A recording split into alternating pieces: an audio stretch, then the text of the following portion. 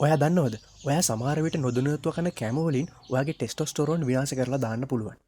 හැම දවසකම මිලියන ගාණක් පිරිමි තමන්ගේ නොදැනුවත්කම නිසා මේ ආහාරයට අරගෙන තමන්ගේ ශක්තිය, ජවය, ආත්ම විශ්වාසය වගේම හෝමෝන මට්ටම විනාශ කරගන්නවා.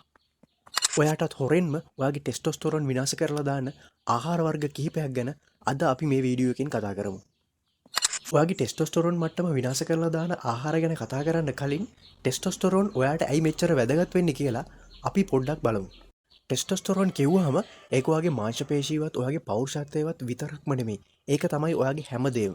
ඔයාගේ මූඩ් එක, ඔයාගේ මොටිවේෂන් එක, ඔයාගේ පරිවෘත්තීය ක්‍රියාවලිය, ඔයාගේ ශක්ති මට්ටම, ඔයාගේ මේද දහන හැකියාව, ඔයාගේ ආත්ම විශ්වාසය වගේම ඔයාගේ තීරණ ගැනීමේ හැකියාව පවා තීරණය කරන්න මේ පුංචි හෝමෝනට හැකියාව තියෙනවා.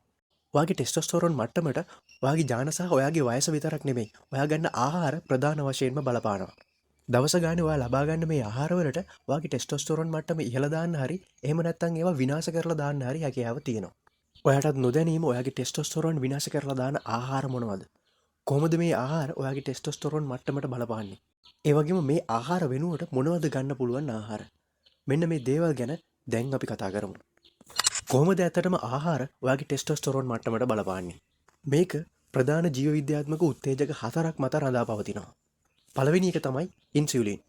ඔයා සීනි හරි කාබෝහයිඩ්‍රේට් හරි අධික ආහාරයට ගත්තොතින් ඔයාගේ ඉන්සුලින් මට්ටම ඉහළ යනවා. කාලයත් එක්ක ඔයාගේ ඉන්සුලින් මට්ටම ඉහළ යනකොට මේක සිග්නල් එකක් දෙනවා ඔයාගේ ශරීරයට වැඩිපුර මේදය සංචිත කරලා තියාගන්න. මේකෙන් කෙලින්ම ඔයාගේ ටෙස්ටොස්ටෙරෝන් මට්ටම අඩු වෙනවා. දෙවෙනි එක තමයි ඊස්ට්‍රජන් වලට සමාන සංයෝග. ඔයා කන කැමවල ඊස්ට්‍රජන් වලට සමාන රසායනික ද්‍රව්‍ය තියෙනවා. මේවා ඔයාගේ ශරීරයට ඇතුළත් වුණාට පස්සේ මේවා ඔයාගේ ස්වභාවික හෝමෝනත් එක්ක තරඟ කරනවා. මේකෙන් ඔයා සතුව තියෙන නිදහස් ටෙස්ටොස්ටෙරෝන් මට්ටම ගොඩක් අඩු වෙනවා.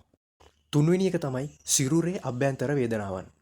කෘත්‍රිම තෙල් වර්ග, ක්ෂණික ආහාර සහ මද්යසාර.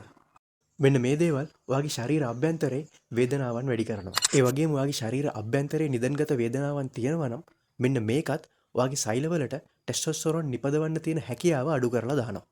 හතරවෙනි එක තමයි ඔයා සතුව තියෙන මේද සංචිත ප්‍රමාණය. ඔයාගේ ශරීරය තුල ගබඩා වෙලා තියෙන අහිතකර මේදේ ප්‍රමාණය වැඩි වෙනකොට මේකෙන් ඔයාගේ ඊස්ට්‍රජන් මට්ටම වැඩි වෙනවා. ඔයා සතුව තියෙන ඊස්ට්‍රජන් මට්ටම වැඩි වෙනකොට ඔයාගේ ටෙස්ටොස්ටෙරෝන් මට්ටම පහළට තල්ලු කරලා දානවා. මේකෙන් ඔයාට ලේසියෙන් කඩන්න බැරි ලූප් එකක් නිර්මාණය වෙනවා. අහිතකර මේදේ වැඩි වෙනවා, ඊස්ට්‍රජන් වැඩි වෙනවා, ටෙස්ටොස්ටෙරෝන් අඩු වෙනවා. මේක දිගින් දිගටම සිද්ධ වෙනවා. ඔයාගේ වෘෂණ කෝෂ තුළ සුවිශේෂී සෛල වර්ගයක් තියෙනවා. මේවට කියන්නේ ලේඩික් සෙල්ස් කියලා. මෙන්න මේ සෛල තමයි ඔයාගේ ටෙස්ටොස්ටෙරෝන් නිපදවන්නේ. ඔයා ලබා ගන්න දුර්වල ආහාර වලින් මේ සෛලවලට හානි සිද්ධ වෙනවා. ඒ වගේම මේ සෛලවල ක්‍රියාකාරීත්වය දුර්වල වෙනවා. අවසානයේදී ඔයාගේ ටෙස්ටොස්ටෙරෝන් නිෂ්පාදනය අඩු වෙනවා. දැන් ඔයාට පොඩි අවබෝධයක් ඇති කොහොමද මේ ආහාර ඔයාගේ ටෙස්ටොස්ටෙරෝන් මට්ටමට බලපාන්නේ කියලා. අපි දැන් බලමු මොනවද මේ ආහාර වර්ග කියලා. පළවෙනි ආහාර වර්ගය තමයි සෝයා ආශ්‍රිත ආහාර. ටෝෆු, සෝයා කිරි වගේ සෝයා නිෂ්පාදනවල ෆයිටෝ ඊස්ට්‍රජන් කියන සංයෝගය අඩංගු වෙනවා. මේ සංයෝගය ව්‍යුහාත්මකව ඊස්ට්‍රජන් වලට සමානයි. ඒ වගේම මේ ආහාර වැඩිපුර ආහාරයට ගත්තාම මේ සංයෝගය ශරීරය තුළදී ඊස්ට්‍රජන් හා සමානව ක්‍රියා කරනවා. ඒ කියන්නේ ඔයාගේ මාංශපේශී වර්ධනය කරන, ශක්තිය වැඩි කරන වගේම ලිංගික උත්තේජනය ඇති කරන නිදහස් ටෙස්ටොස්ටෙරෝන් මට්ටම අඩු කරනවා. අද්දෙන් වලින් සොයාගෙන තියෙන විදිහට ඉඳලා හිටලා සොයා ආශ්‍රිත නිෂ්පාදනයක් ආහාරයට ගත්තට ඒක ගැටලුවක් නැහැ.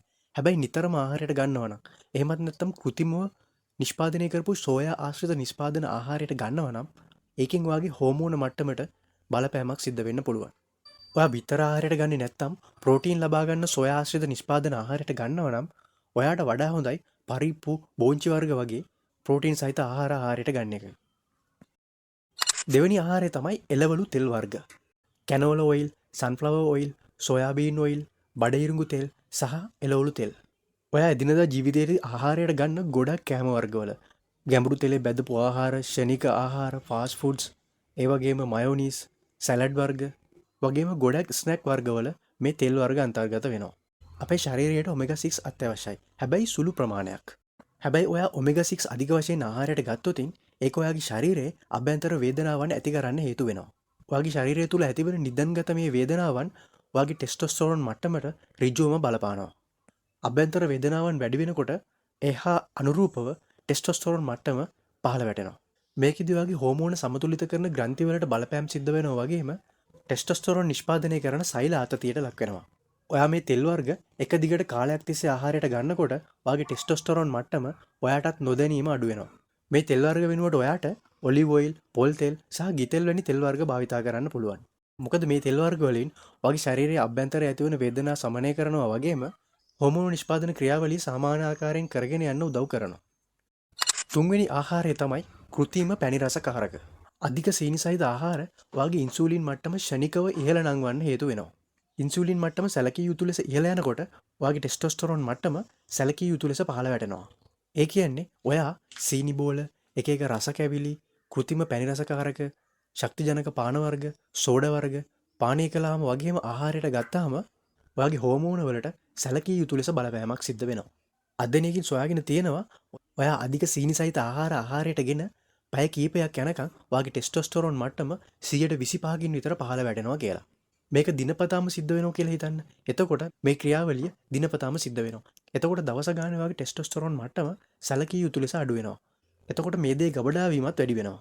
ඒ වගේම ඔයාගේ ශක්තියත් අඩු වෙනවා. කාලයක් තිස්සේ මේක සිද්ධ වුණොත් ඔයාගේ ටෙස්ටොස්ටෙරෝන් මට්ටම ගොඩක් පහළ වැටෙනවා. සෝඩා වර්ග, පේස්ට්‍රි වර්ග, කේක් වර්ග, පැණි රස බිස්කට් වර්ග, එක එක ටොපි වර්ග, කෘත්‍රිම ශක්තිජනක පාන වර්ග, සීනි අධිකව එකතු කරපු රස කැවිලි වර්ග මේ හැම දෙයක්ම වැටෙන්නේ මේ කාණ්ඩයට තමයි. පැණි රස කියන්නේ සීනිම නෙමෙයි.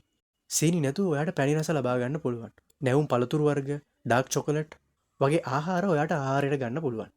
මතක තියාගන්න ඔයාගේ ටෙස්ටොස්ටෙරෝන් මට්ටම ඉහළ දාගන්න ඔයාට කරන්න පුළුවන් ලේසිම දෙයක් තමයි කෘත්‍රිම සීනි සහිත ආහාර නවත්තන එක. මේක බොහොම ඉක්මනින්ම වගේම කාර්යක්ෂමව කරගන්න පුළුවන්. හතරවෙනි දේ තමයි මද්යසාර. මද්යසාර ඔයාගේ ටෙස්ටොස්ටෙරෝන් වලට ඍජුවම බලපානවා.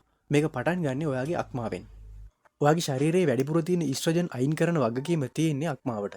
හැබැයි මද්යසාර ඔයාගේ අක්මාවට ඩැමේජ් කරනවා. මේකෙන් ඔයාගේ ඊස්ට්‍රජන් මට්ටම ඉහළ යනවා.